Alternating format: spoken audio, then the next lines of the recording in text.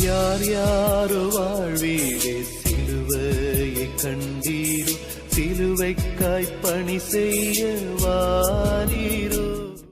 கிறிஸ்துவுக்குள் பிரியமானவர்களே, மரணத்தை ஜெயித்து உயிரோடு எழுந்த ஆண்டவர் இயேசு கிறிஸ்துவின் நாமத்தினாலே எஸ்எம்பிஎம் என்ஜிபிஎம் மிஷனரி இயக்கத்தின் சார்பில் உங்கள் அனைவரையும் எழுந்து கட்டுவோம் வாருங்கள் நிகழ்வுக்கு வரவேற்கிறோம்.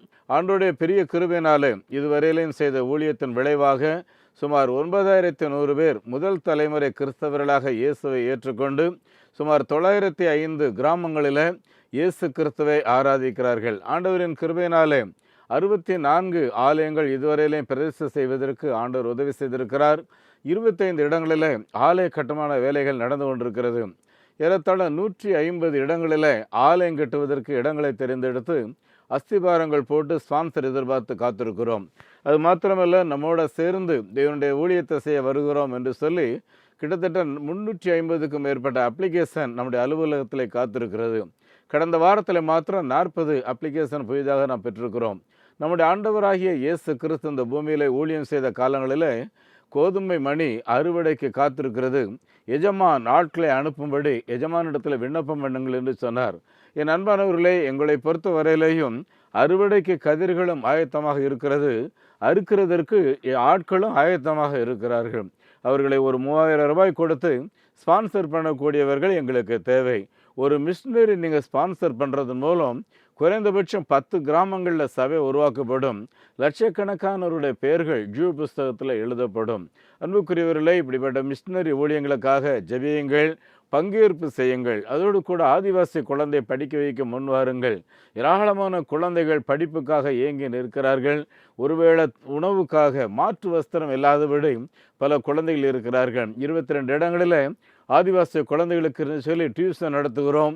அருமையானவர்களே, ஆதிவாசி குழந்தைகளை படிக்க வைக்கிறதுக்கு 600 ரூபாய், ஒரு முழு பகுதியும் பொறுப்பெடுக்கிறதுக்கு 1200 ரூபா வாங்குகிறோம். அதே போல் மிஷினரியுடைய குழந்தைகளை நாம் முறையாக படிக்க வைக்க வேண்டும். ஒரு குழந்தைகளுக்கு 1000 ரூபாய் வாங்குகிறோம். அதே போல் கிராமங்களில் டியூஷன் நடத்துவதற்கு டியூஷன் டீச்சர்ஸுக்கு 2000 ரூபாய் வாங்குகிறோம். ஆண்டவர் உங்களை நடத்துவார் என்றால் டியூஷன் டீச்சர்ஸை ஸ்பான்சர் பண்ணலாம், மிஷினரிகளுடைய குழந்தைகளை ஸ்பான்சர் பண்ணலாம், ஆதிவாசி பிள்ளைகளை நீங்கள் படிக்க வைக்கலாம். அருமையானவர்களே, நம்முடைய ஆண்டவராக இயேசு கிறிஸ்து அப்போஸ்தலர் 10:38 நன்மை செய்கிறவராக சுற்றி தெரிந்தார் என்று வேதத்தில் வாசிக்கிறோம். அது மாத்திரமல்ல, யார் யார் தேவையோடு இருக்கிறார்களை பார்க்கும்போது அவருடைய மனம் உருகினது என்று எழுதியிருக்கிறது. இயேசு கிறிஸ்து அவர் மனம் உருகி அவருடைய வாழ்க்கையில் ஏதாயிலும் அற்புதத்தை செய்யாமல் அவர் போனதே கிடையாது. இப்படிப்பட்ட ஆண்டவரை ஆராதிக்கிறதுனால அவருடைய சிந்தை பெற்றுக்கொண்டவர்களாகிய நாமும் நம்மால் ஏந்த நன்மைகளை செய்யும்போது சங்கீதம் 41 முதல் 3 வசனங்களில் சிறுமைப்பட்டவர்கள் மேல் சிந்தை உள்ளவர்கள் பாக்கியவான்கள், தீங்கு நாளில் கர்த்தர் விடுவிப்பார் என்று சொல்லி எழுதியிருக்கிறது. என் அன்பானவர்களே, நாம் செய்கிற தான தர்மங்களை நம்முடைய தேவன் மறக்க மாட்டார். அருமையானவர்களே, கொர்நேலியுடைய ஜபமும் தான தர்மமும் தேவ சமூகத்தில் நினைப்பூட்டுதலாக இருந்தது எழுதியிருக்கிறது. ஆகவே நம்முடைய ஜபங்கள் தான தர்மங்கள் தேவ சமூகத்தில் நினைப்பூட்டுதலாக இருந்து கொண்டிருக்கிறது. அருமையானவர்களே, நாம் ஒவ்வொருவரும் இந்த ஊழியங்களுக்காக அதிகமாக ஜெபம் பண்ண வேண்டும். கடந்த நாளிலே உங்களுடைய பிராந்திய தலைவர்களுக்கு ஒன்று சொல்லி பயிற்சி முகாம் நடத்தும்போது அவர்கள் மத்தியில் people group movement, disciple making movement, மக்களை கூட்டமாக நாம் ஆண்டவருக்குள்ளாய் கொண்டு வர வேண்டும். கொண்டு வரக்கூடிய விசுவாசிகளை தரமான ஒரு சீசர்களாக நாம் அவர்களை உருவாக்க வேண்டும் என்பதை குறித்து நாம் அவர்களுக்கு பயிற்சி கொடுத்திருக்கிறோம். அருமையானவர்களே, ஆண்டவர் நமக்கு தெளிவான தரிசனம் தந்திருக்கிறார். 2030க்குள்ளாக ஆண்டவர் சித்தமானால் 10,000 கிராமங்களில் சபைகள் உருவாக்க வேண்டும், 1000 கிராமங்கள்லையாவது ஆலயங்கள் கட்ட வேண்டும் என்று சொல்லி லக்குகள் நினைத்து ஓடுகிறோம். கடந்த நாளில் என்கிட்ட ஒரு அண்ணன் கேட்டாங்க, ஐயா நீங்கள் ஆலயம் கட்டுறீங்க, ஆலயங்களை உடைக்கிறாங்க, கெட்டின இடங்களில் ஆலயத்துக்கு ஆராதனை நடத்த முடியாமல் பூட்டி வச்சிருக்குமே அப்படின்னு சொல்லி நான் சொன்னேன். ஒரு ஆலயம் உடைச்சாங்கன்னா 100 கோயில் கட்டுவோம், ஒரு கோயிலை போட்டாங்கன்னா 1000 கோயில் திறப்போம்.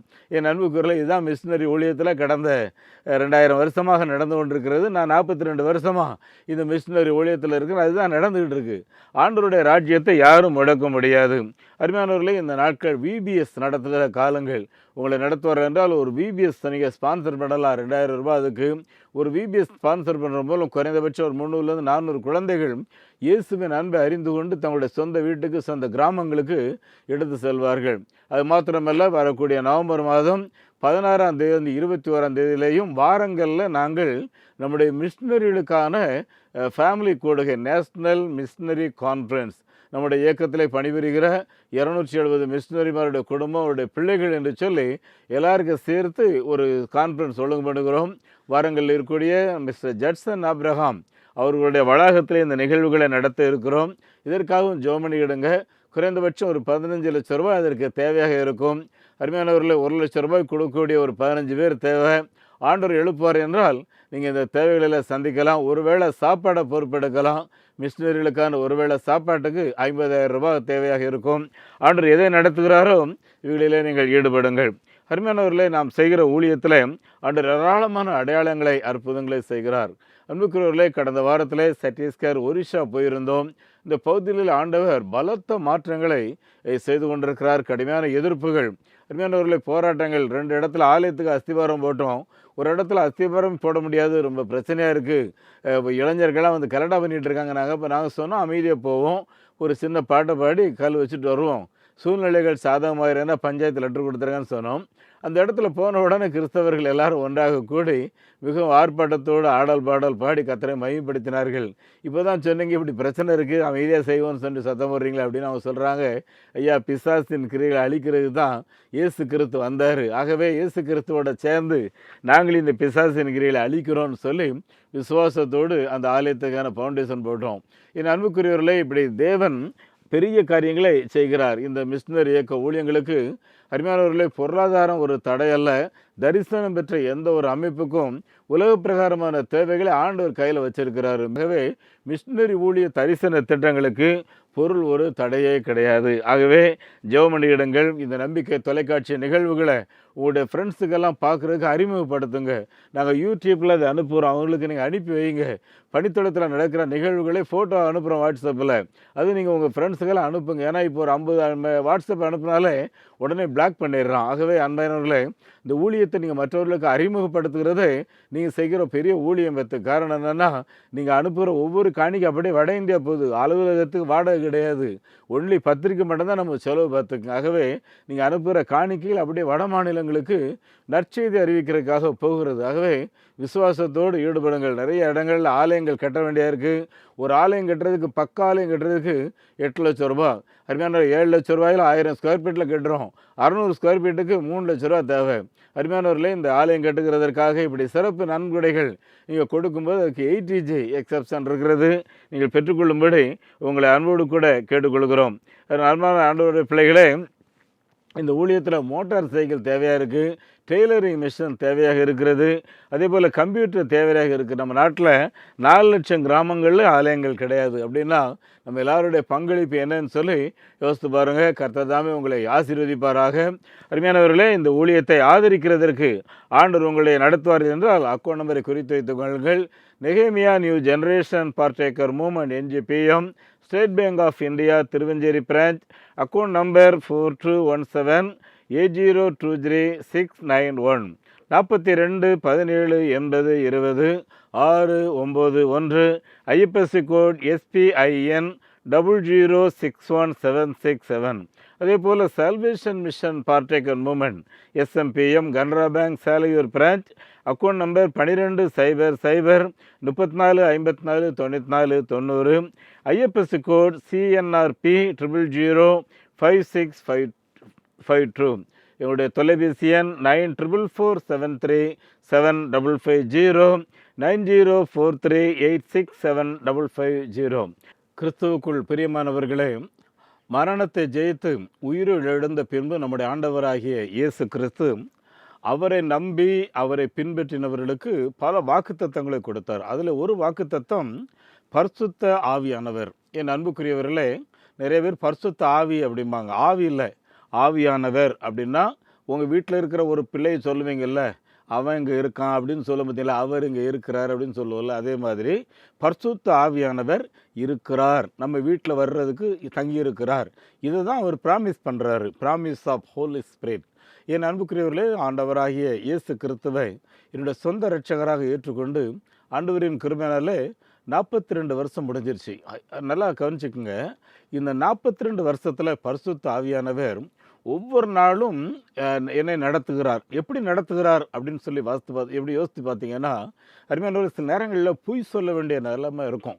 அது எத்திக்ஸ் அப்படின்னு சொல்லி சொல்லுவாங்க. ஏன்னா ஒரு நல்ல காரியம் நடக்கிறதுக்கு ஒரு பொய் சொல்லலாம் அப்படின்னு. ஆனா, என் மனதில என்னவா இருக்கும், பரிசுத்த ஆவியானவருக்கு இது பிடிக்கும் அப்படின்னா ஓகே சொல்லிக்கலாம். ஆனா, சொல்லாம எப்படி காரியத்த நடத்துறது அப்படின்றது குறித்து நிறைய யோசிக்கும்போது பார்த்தீங்கன்னா, தரமான வார்த்தைகள தருவாரு. எளிதாக அந்த இடத்துலருந்து தப்பிக்கிறதுக்கான வழிமுறைகள இதுதான் பரிசுத்த ஆவியானவர் நம்ம எல்லாருக்கும் செய்யக்கூடிய கிருபை. இயேசு பலமுறை சொல்லியிருக்கிறாரு, நீங்க மிரட்டப்படும்போது, இல்லைன்னா நீங்க ஏதாவது சிக்கல்ல இருக்கும்போது, உங்கள கொன்றுவேன்னு சொல்லும்போது கூட பயப்படாதீங்க. நீங்க என்ன பேசணுங்கிறதை ஆவியானவர் உங்களுக்கு தருவாரு. அப்படிங்கிறத சொல்லியிருக்கிறார். ஆகவே தான் அன்பானவர்களே, நம்ம வீட்ல நெறைய நேரங்கள்ல சில நேரங்கள்ல மனைவிமார் வந்து கொஞ்சம் நிறையவே பேசிருவாங்க. ஏன்னா அது அவங்களுடைய பழக்கம்னு வைங்களேன். அவங்களுக்கு அப்படி மனதில கிடக்கிறதெல்லாம் கொஞ்சம் சத்தமா கூட்டி தீர்த்தா நெறையா ஆறுதல் ஆயிரும். ஒரு சமாதானம் ஆயிருவாங்க. ஆனா அந்த வீட்ல இருக்கிற மென் இருக்கிறார் பார்த்தீங்களா? என் அன்புக்குரியவர்களே நல்லா கவனிச்சுக்கங்க ஆண்களே. ஒரு வார்த்தை பேசுறதுக்கு முன்னாடி ஒரு 1000 தடவையா யோசிக்கணும். ஒரு ஒரு சைனா பழமொழி சொல்லுது பார்த்துக்கங்க, "நீ ஒரு வார்த்தை பேசுறதுக்கு முன்னாடி ரொம்ப யோசி" அப்படின்னு சொல்லி. ரஷ்யா பழமொழி சொல்லுது, "100 முறை யோசின்னு" சொல்லி சொல்லுது இல்லையா? ஆகவே மென்ஸ் வந்து வாயிலிருந்து வார்த்தைகள பேசுறது ரொம்ப நெறைய வரும் உள்ள. ஆனா வாயிலேருந்து விழுந்துற விடக்கூடாது. சரிதானா? நானும் உங்கள போல குடும்பம், பிள்ளைகள், மருமக்கள், பேர குழந்தைகள்னு இருக்கிறேன். ஆனா பேச்சுக்கள மாத்திரம் பார்த்தீங்கன்னா, ரொம்ப கவனமாக பேச வேண்டும். அருமையானவர்களே, நம்ம பேசுற ஒரு வார்த்தை ஒரு பெரிய கலவரத்த உருவாக்கிரும். நீங்க அத நெறைய பேர் அனுபவிச்சிருப்பீங்க. அன்புக்குரியவர்களே, நம்முடைய அமைதியே போயிரும். வீட்டு முழுவதும் ஒரு கலவர கும்பலாகி ஒரு மாரி சமாதானம் எல்லாம் ஆயிரும் இல்லையா? இது பரிசுத்த ஆவியானவர் செய்ற வேலை இல்ல. சாத்தான் செய்ற வேலை. ஆகவே நீங்க பரிசுத்த ஆவியானவரை நீங்க அனுபவிக்கணும் அப்படின்னா பார்த்தீங்கன்னா, அவருக்கு காத்திருக்கணும். அவர் வந்து நம்மளை ஆட்கொண்டு நடத்துவார். அருமையானவர்களே, இன்னும் கேட்டீங்கன்னா, இந்த பரிசுத்த ஆவியானவருடைய அபிஷேகத்த பெற்றா தான், இயேசுவை நம்ம உண்மையா பின்பற்ற முடியும் பாத்துக்க. இல்லன்னா, மனசுல ஆசை இருக்கும். ஆனா, வழியில போக முடியாது. அந்த ஒரு ஒரு ஒரு எம்பவர், ஒரு விசேஷ வல்லமை நமக்கு வேணும் பாத்துக்குங்க. என் அன்புக்குரியவர்களே, நான் ஒரு முறை ஒரு வாலிபன் ஒரு ஒரு வாலிபன்னா, அவருக்கு அவர் தங்கச்சி கல்யாணம் பண்ணணும். அந்த டென்ஷன். எனக்கு ஃபோன் பண்ணி உங்கள பேச சொன்னாங்க. என் தங்கச்சிக்கு ஒரு மாப்பிள்ளை வேணும். உங்கள்ட்ட இருக்காருன்னு தடாபடான்னாரு. நான் சொன்னேன், தங்கச்சிக்கு என்ன வயசாச்சு? நம்ம ஜெபம் பண்ணுவோம் பிரதர்."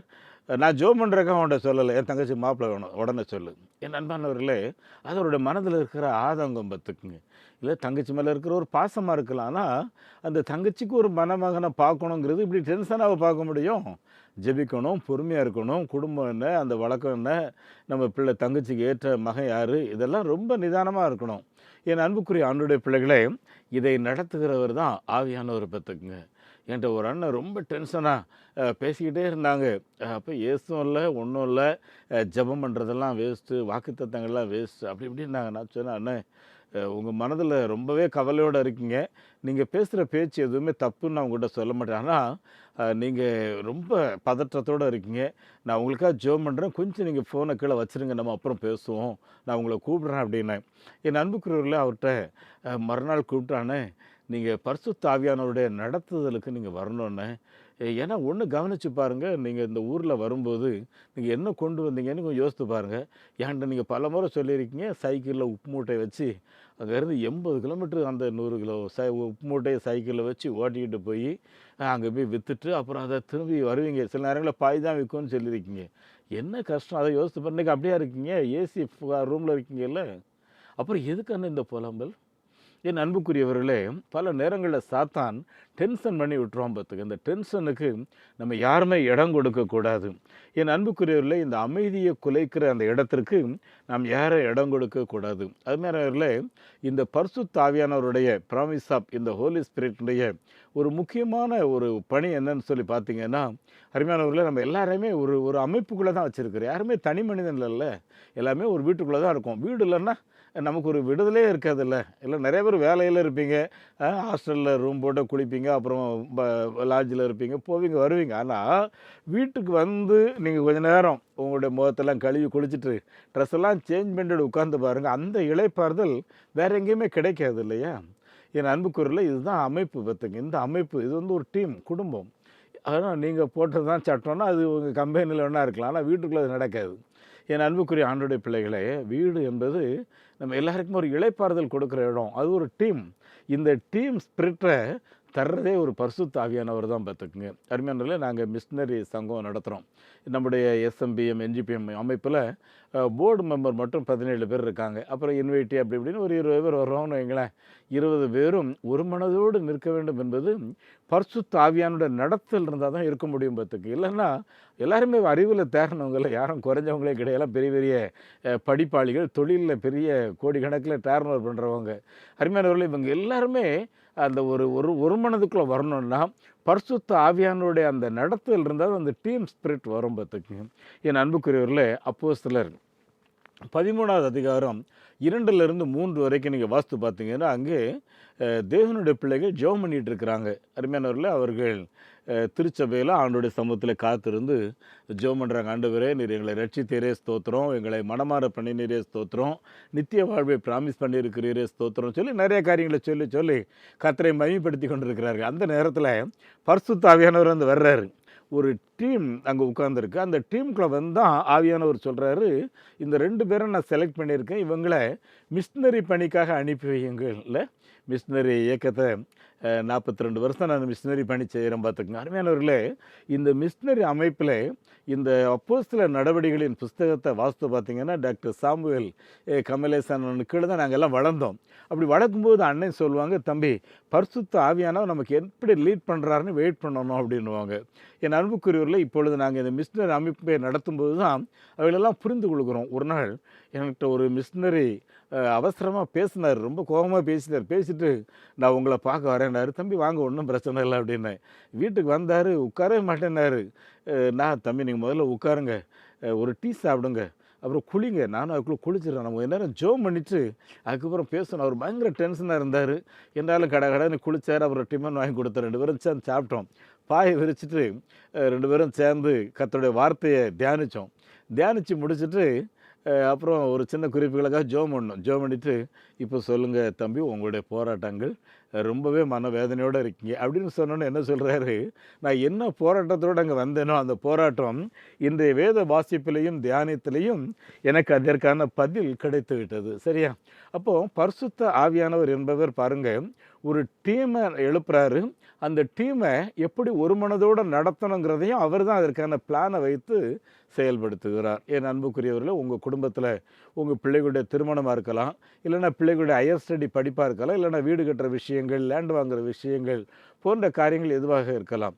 எதுவாக இருந்தாலும் பரிசுத்த ஆவியானுடைய நடத்துதலுக்கு நம்ம எல்லாரும் ஒப்பு கொடுக்கணும் பார்த்துக்கு. அப்போ தான் எல்லாமே சிறப்பாக இருக்கும் பார்த்துக்கு. ஆலோசனைக்கு நம்ம செவி கொடுக்கணும். அப்போ தான் எல்லாமே இப்போ நிம்மதியாக இருக்கும். இல்லை அப்படின்னா என்ன நடக்கும், எங்கேயாவது முட்டி மோதிட்டு கிடப்போம் பார்த்துக்குங்க.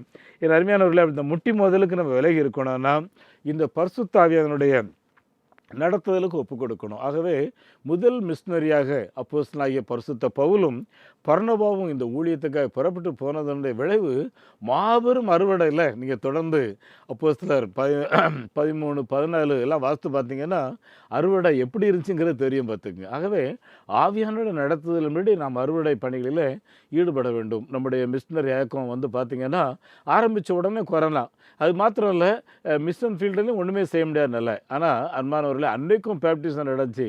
இன்றைக்கும் ஒரு மாதத்துக்கு 10 அல்லது 15 கிராமங்களில் புது சபை நம்ம உருவாக்குகிறோம். அவனுடைய கிருபையினால் ஒரு மாதத்தில் எப்படி பார்த்தாலும் ஒரு 2 அல்லது 3 ஆலயங்களை நம்ம பிரதிஷ்டை பண்ணுறோம். இது எவ்வளோ பெரிய பாக்கியம் இல்லையா? என் அன்புக்குரியவர்களே, இதெல்லாம் சூழ்நிலைகள் மத்தியிலையும் பரிசுத்த ஆவியானவர் நமக்கு அதை சாதகமாக்கி தருகிறார். ஒருவேளை மிஷினரி பணிக்கு எப்போவுமே நல்லா இருக்கும், பஞ்சுமத்தை தான் வாழ்க்கை அப்படின்னு நினச்சிங்கன்னா கிடையாது. ஒரு நாளும் கிடையாது. அது ஒரு பெரிய எதிர்ப்பு, ஒரு பெரிய போராட்டம் நிறைந்த ஊழியம், நல்லாவே தெரியும்.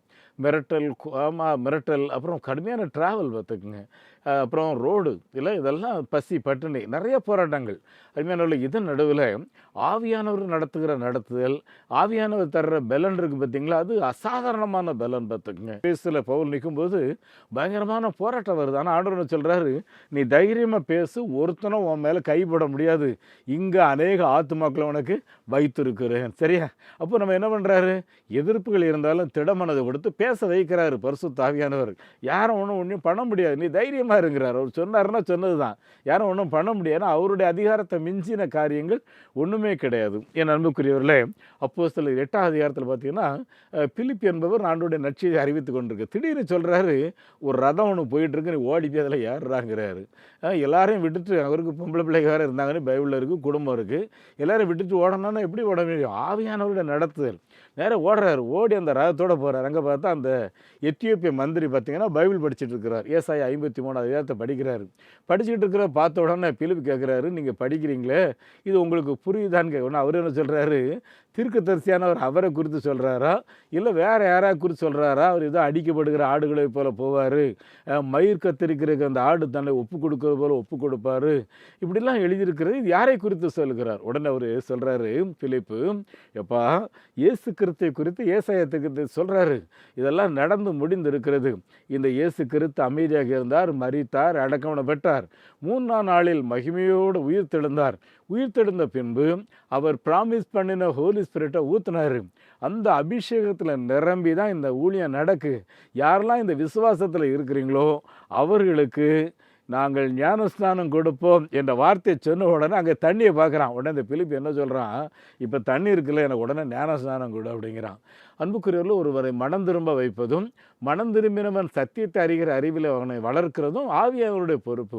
இன்றைக்கும் பேப்டிசம் கொடுக்கும்போது நான் ஜெபம், ஆண்டவரே இந்த இயேசு கிறிஸ்துவை அறிகிற அறிவில் இந்த மகன் வளரவும், இந்த இயேசு கிறிஸ்துவின் நாமத்தில் பெற்றுக்கொண்ட ஞானஸ்நானத்தை அறிக்கையிடுகிறதுல வெட்கப்படாத மகனாக இருக்கும்படி பரிசுத்த ஆவியானவர் இந்த மகனுக்கு வேண்டிய பலத்தையும் நடத்துதலையும் நீர் கொடுக்க வேண்டும் என்று நாங்கள் ஜெபம் பண்ணுவோம். என் அன்பானவர்களே, இந்த ஜெபத்தை ஆண்டவர் கேட்கிறவர்களை சத்தியத்தில் நல்ல நடத்துகிறார். அன்றைக்கி பிலிப்பு மூலமாக அந்த எத்தியோப்பிய அரசர் அந்த மந்திரி பேப்டிசம் எடுக்கிறார். பேப்டிசம் எடுத்துகிட்டு திரும்பி பார்த்தா உடனே இந்த ஆவியானவர் என்ன பண்ணிட்டார், பிலிப்பை தூக்கிட்டு வேற ஒரு இடத்துக்கு கொண்டு போயிட்டார். இப்போ மந்திரி தேடுறாரு, எங்கடா போனால் பேப்டிசம் கொடுத்தா ஆளை காணோன்னா அவர் ஆவியானவர் அவர் வேறு இடத்துக்கு கொண்டு போயிட்டார். நீ எத்தியோப்பியாவுக்கு போ, அங்கே போய் நீ கண்டுகொண்ட சத்தியத்தை அங்கே சொல்லு. என் அன்புக்குரியவர்கள், இப்படி தான் அப்போஸ்தலர் 8:4 எழுதியிருக்கு, உலகமெங்கிலையும் நற்செய்தியை பிரசங்கம் பண்ணினார்கள். அதனால தான் இந்தியாவுக்கும் முதல் நூற்றாண்டிலேயே இந்த பரிசுத்த ஆவியானவருடைய நடத்துதலின்படி தோமா இந்தியாவுக்கு வந்தார் பார்த்துங்க. என் அன்புக்குரியவர், இங்கே வந்து அவர் ஸ்தாபித்த சபை இன்னைக்கு வரைக்கும் திருவாங்கூர் மாகாணத்தில் பத்மநாபபுரம் பகுதியில் இன்றைக்கும் உயிரோடு இருக்கிறது. கிட்டத்தட்ட 2026 வருஷம் ஆச்சு. அப்போ பரிசுத்த ஆவியானவருடைய நடத்துதலின்படி நடக்கிற ஊழியங்களை யாராலும் அழிக்க முடியாது. இந்தியாவில் கிறிஸ்தவத்தை யாராலும் ஒழிக்க முடியாது. அது மாத்திரமல்ல, ஆங்கிலேயர்கள் ஒரு நம்முடைய கிறிஸ்தவ அமைப்புக்கு விரோதமாகவே பேசுகிறவங்க ஒரு மீட்டிங்கில் பேசிக்கிறாங்க. என்ன பேசுகிறாங்க, ஆங்கிலேய மிஷினரிகள் இந்தியாவிலேருந்து போனோம் எல்லோரும் சேர்ந்து துரத்தணும். அவங்க போயிட்டாங்க. அவங்க போகும்போது இந்தியாவில் 15,000 சபை தான் இருந்துச்சு. இப்போ எனக்கு தெரிஞ்ச 5 லட்சம் சபை இருக்குன்னு சொல்லி அவங்களுக்குள்ளே பேசிக்கிறாங்க. இல்லை, என் அன்மையானவர்களை இதை அழிச்சிடணும்னு சொல்லி நிறைய பேர் பிளான் பண்ணி ஓடுங்கம்மா. ஆனால் ஒன்றை கவனித்துக் கொள்ளுங்கள், பரிசுத்த ஆவியானவருடைய நடத்தலின்படி ஒரு ஆலயம் உடைக்கப்பட்டால் 100 ஆலயம் கட்டுவோம், ஒரு ஆலயத்தை பூட்டினாங்கன்னா 1000 ஆலயத்தை திறப்போம். இதுதான் நடந்துக்கிட்டு இருக்கு. அதனால தான் நம்ம நாட்டில் இருந்த ராஜாஜி என்ற மூதறிஞர் சொல்லும்போது, கிறிஸ்தவர்களை மட்டும் ஃப்ரீயாக விட்டுருங்க, அவங்கள நசுக்குனீங்க மூட்டை பூச்சி பெருகிற மாதிரி பெருகிறோம். ஏன்னா பரிசுத்த ஆவியானுடைய நடத்துதல் அது இல்லையா. இன்றைக்கி நம்ம நாட்டில் ஏராளமான மக்கள் தேவையோடு இருக்காங்க இல்லையா, கண்ணீரோடு இருக்காங்க, வருத்தத்தோடு இருக்காங்க இல்லையா. நாங்கள் தொலைக்காட்சியில் பேசுகிறதுனால நிறைய பேர் கூப்பிடுவாங்க, ஐயா என் மகளுக்காக ஜோமனு, என் மகனுக்காக ஜோமனுங்க, கல்யாணம் ஆக மாட்டேங்குதும்பாங்க. அருமையானவர்களே, அது மாத்திரம் இல்லை, என் பிள்ளைக்கு நான் கல்யாணம் பண்ணிச்சேன், ஒரே குடிகாரனாக இருக்கான்னுவாங்க. அருமையானவர்கள், நிறைய பிரச்சனைகள் பார்த்துங்க, நிறைய வருதுங்க, ஒன்றுமே செட்டில் ஆக மாட்டேங்க, மகளும் ஒத்துக்க மாட்டேங்கிறா. நீங்கள் ப்ரேயர் பண்ணுங்க. என் அன்புக்குரியவர்களை, நாம் ஜெபிக்க தேவனுடைய வல்லமை வந்து இறங்குகிறது, பரிசுத்த ஆவியானுடைய மகிமை வந்து இறங்குகிறது, எதிரியின் கோட்டை சீரழிகிறது. என் அன்பானவர்களே, இந்த பரிசுத்த ஆவியானவர் இப்படி ஒரு டீம் ஸ்பிரிட் போட்ட நம்மை நடத்துகிறார். அது மாத்திரமல்ல அன்பானவர்களே, நல்ல ஆலோசனைகளை அவர் நமக்கு தருகிறார் பார்த்துக்குங்க. அருமையானவர்களே, இன்றைக்கும் சில நேரங்களில் ரொம்ப குழப்பமாக இருக்கும் இல்லையா. அவர் ஆலோசனை கர்த்தர்னு சொல்லி பைபிள் இருக்குது. எதுக்கும் இயேசு என்ன சொல்கிறாரு பார்ப்போம், அவருடைய ஆலோசனை கேட்போம்னு சொல்லி நீங்கள் 2 பேரும் கணவன் மனைவி இல்லைன்னா அவங்க ஃப்ரெண்ட்ஸோட அப்படி பேசிக்கிட்டு இருக்கும்போது அவர் என்ன தான் சொல்கிறாரு பார்ப்போம் அப்படின்னு சொல்லி 2 பேரும் கரங்கோர்த்து ஒரு பாட்டு பாடிட்டு நீங்கள் பைபிளில் டெய்லி வாசிப்பீங்கள்ல, திடீர்னுலாம் வந்து வாசிக்காதீங்க. அப்படி வாசிங்கன்னா யூசாஸ் நாண்டு கொண்டு செத்தான்றக்கு அப்புறம் நீயும் அப்படியே போய் செய்யன்னு வரும். அதெல்லாம் செய்யாதீங்க. நீங்கள் ரெகுலராக இன்றைக்கி சங்கீதம், இன்றைக்கி வந்து சங்கீதம் 25 அப்படின்னா 26 வாசிங்க. இன்றைக்கி 25 வாசித்த முடியும், 26 வாசிங்க. அதுலேயே நீங்கள் கேட்ட கேள்விக்கான பதில் ஆவியானவர் உங்களுக்கு உணர்த்துவார். அப்படி தான் என்னுடைய வாழ்க்கையில் அவர் இன்றைக்கு வரையிலையும் நடத்தி கொண்டிருக்கிறார். என் அன்புக்குரிய ஆணுடைய பிள்ளைகளே, அவர் ஆலோசனையில் ஆச்சரியமான கர்த்தர். பார்த்துக்குங்க அருமையானவர்களே, இன்றைக்கும் இந்த ஆவியானவர் நமக்கு நல்ல ஆலோசனை தருகிறார். அது மாத்திரமல்ல, பாருங்கள், நம்ம கூட நிற்கிறதுக்கான ஆட்களை எழுப்பி தருகிறார். யாத்திராகமத்தின் புஸ்தகம் 35:21 வாசம் பார்த்தீங்கன்னா, மோசேயின் இடத்துல ஆண்டவர் ஆசாரிப்பு கூடாரத்தை எப்படிலாம் செய்யணும்னு சொல்லி அவர் ஒருத்தர் தான் தலைவர், அவர்கிட்ட தான் அவர் வந்து பேசுகிறாரு. அப்போ இதெல்லாம் யார் செய்து தர முடியும், எப்படி இதெல்லாம் கை கூடும் அப்படின்ற மாதிரி அவர் கேட்கும்போது ஆண்டவர் என்ன சொல்கிறாரு, நான் உனக்கு ஆட்களை தருவேன். இங்கே பார்த்தீங்கன்னா யாத்திராகமம் 35:21 பின்பு ஆவியானவர் எவர்களை எழுப்பினாரோ அவர்களை ஆவி உற்சாகப்படுத்தினது. அவர்கள் எல்லாரும் ஆசாரிப்பு கூடுற வேலைக்கும் அதன் சகல ஊழியத்திற்கும் பரிசுத்த வஸ்திரங்கள் ஏற்றத்தக்கதாக கர்த்தருக்கு காணிக்கைகளை கொண்டு வந்து கொடுத்தார்கள். இல்லையா?